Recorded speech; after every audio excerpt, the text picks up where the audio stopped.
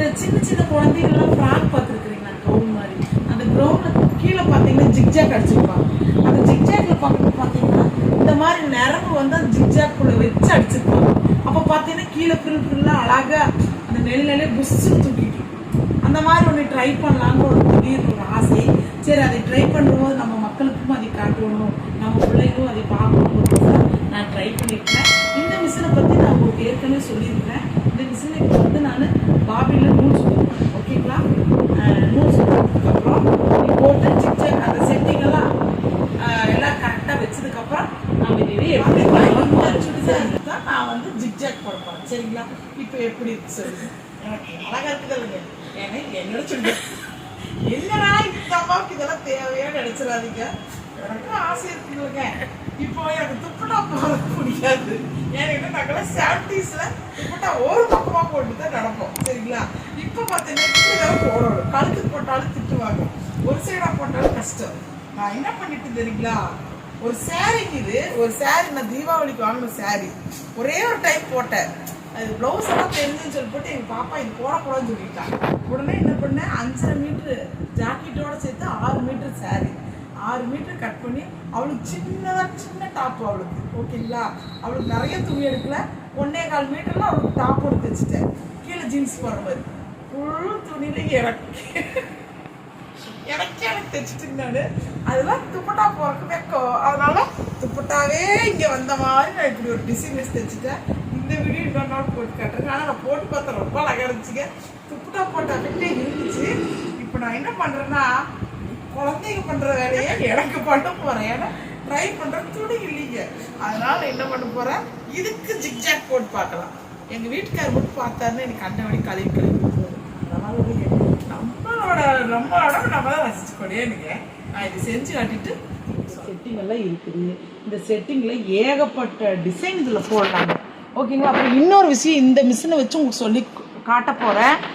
அதாவது ஃபால்ஸ் வந்து கீழே உருட்டி அடிச்சுட்டு மேலே எம்மிங் பண்ணுறது எப்படி.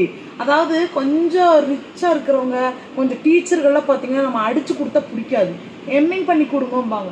உண்மையாலுமே காந்திபுரத்தில் பார்த்தீங்கன்னா ஒரு சாரிக்கு எம்மிங் பண்ணி ஃபால்ஸ் வைக்கிறதுக்கு 200 ரூபா வாங்குறாங்க.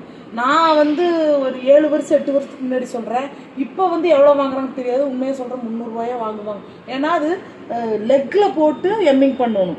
கீழே அடிச்சிருவாங்க, லெக்கில் இப்படி போட்டு இப்படி எம்மிங் பண்ணணும், முதுகே போயிருங்க.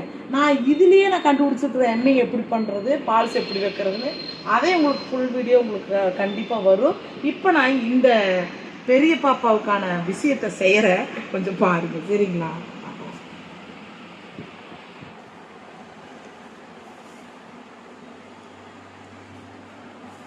பாபியில் நோட் சுற்றுறேன்.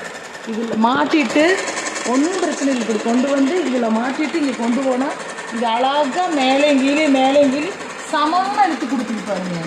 சமமாக அழகாக கொண்டு வரீங்க, எந்த ப்ராப்ளம் இல்லை. இந்த மிஷினில் பார்த்தீங்கன்னா ப்ளவுஸும் தைக்கலாம், தைக்க முடியாதுனால தைக்கலாம். என்ன இந்த இடத்துல கொஞ்சம் ஒரு திண்டு மாதிரி இருக்குது, ஒரு டேபிள் மாதிரி இருந்ததுன்னா செட் பண்ணிக்கிட்டு தைக்கலாம். ஃப்ளிப்கார்டு, மீஷோலாம் டேபிள் மாதிரி விற்கிறாங்க, அதையும் கூட வாங்கி வந்து செட் பண்ணிட்டு தைக்கலாம்.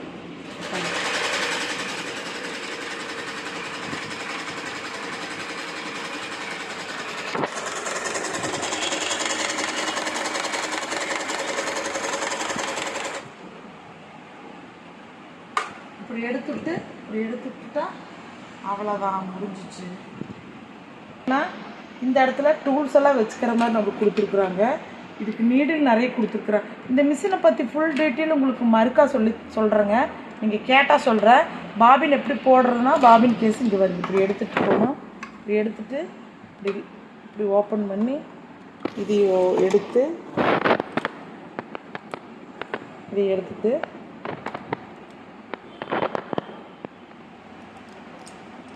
அதே மாதிரி தாங்க போட்டு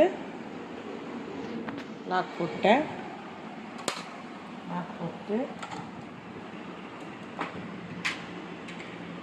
ரிஸ்க் தான்.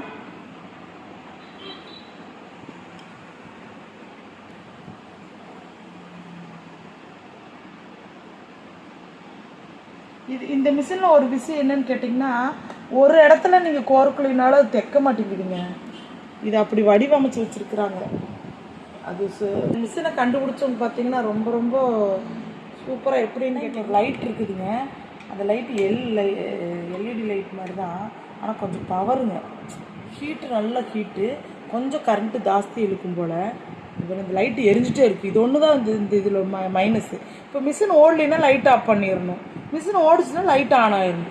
அந்த வேலையை பண்ணாமீங்க கண்டுபிடிச்சவங்க எப்போவுமே மிஷின் வந்து லைட் எரிஞ்சிட்டு இருக்கிற மாதிரியே கொடுத்துட்டாங்க. நம்மளுக்கு கரண்ட் பில் ஆகிடுதுங்க.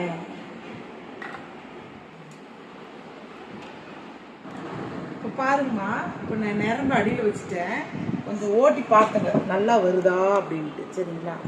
இப்போது கீழே வேற விழுகுது. இந்த நரம்பு பாருங்க, என் கையில் நரம்பு இருக்குது. இந்த நரம்பு அடியில் கொடுத்து இந்த துணியில் உருட்டி வச்சுட்டேங்க. சரிங்களா? உருட்டி வச்சுட்டு நான் இப்போ அடிக்க போகிறேன். இது பின்னாடி இப்படி கொடுத்துக்கோணும், கொடுத்தாதான்.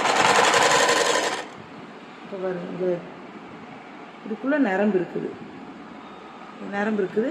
இது ஃபுல்லாக போட்டு முடிச்சோன்னா தான் அந்த திருகலாக வந்து புஷ்ஷுன்னு கவுனில் இருக்கிற மாதிரி இருக்கும். சரிங்களா? அடியில் கொடுக்குறேன். இது கொஞ்சம் குடைச்சலாக தான் தெரியுது நமக்கு. இது குடைச்சல் பிடிச்சதா இல்லை பிடிக்குது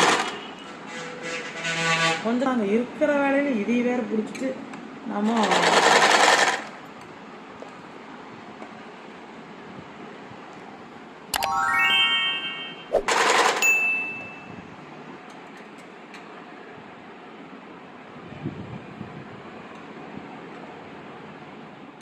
பாருங்க முடிஞ்சது, ஃபினிஷிங் முடிஞ்சது. கீழே பாருங்க எப்படி இருக்குதுன்னு. ஃபைனலு கொடுத்து இருக்கும், இந்த மாதிரி இருக்கும்.